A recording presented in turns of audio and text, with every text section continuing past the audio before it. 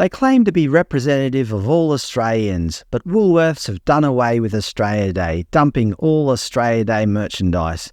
And now they've made a commitment to flying the Aboriginal flag outside stores, where practicable, whatever that means.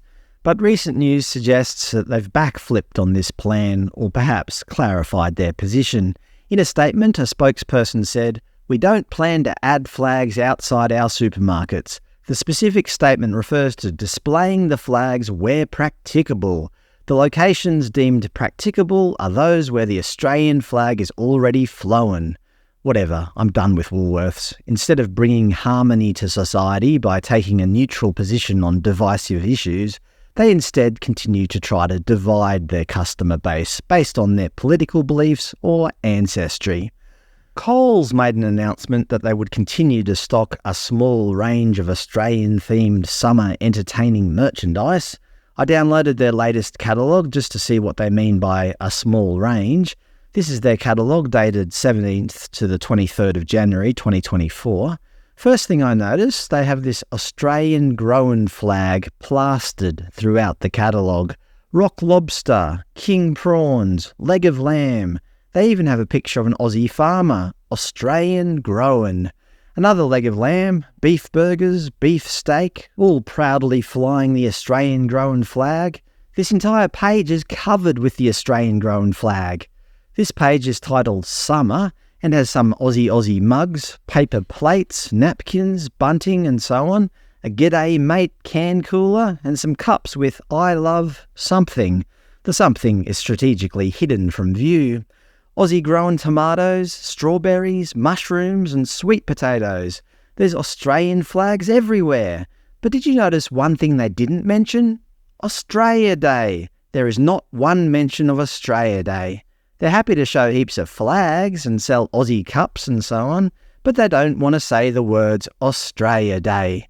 You know, that might cause offence. On the other hand, they have 2 pages dedicated to the Lunar New Year, a traditionally Asian celebration. It's funny, they're not scared to use those words, Lunar New Year, which is the correct name of the celebration, but Australia Day, nope, not one mention of it. The Australia Day page is instead labelled Summer. So although Coles have kind of supported Australia Day, they also kind of haven't. Drake's supermarkets, on the other hand, are proudly including Australia Day in their latest catalogue, also dated 17th to the 23rd of January. Ingredients for Australia Day, with Aussie flags for sale and so on. Celebrate Australia Day with your wingman. I know it's all just marketing gimmicks, but so what? They're having some fun with it. Is anybody calling for a boycott of Drake's because they dared to mention Australia Day? Of course not. It's only the companies that are abandoning Australia Day that are being rightfully criticised. That's what I don't get about Woolworths and others. What are they trying to do? What's their end goal? Why are they so set on removing Australia Day from their stores? Even if a small percentage of Australians hate Australia Day, so what? That's not a reason not to include it. A small percentage, or perhaps a large percentage of people don't like Halloween, yet they're happy to include all that tat in their catalogues. But yet they continue to play this divisive game of going against the majority of their customer base to appease a small minority. After careful thought, there's only one word I can use to describe the leadership at Woolworths: idiots.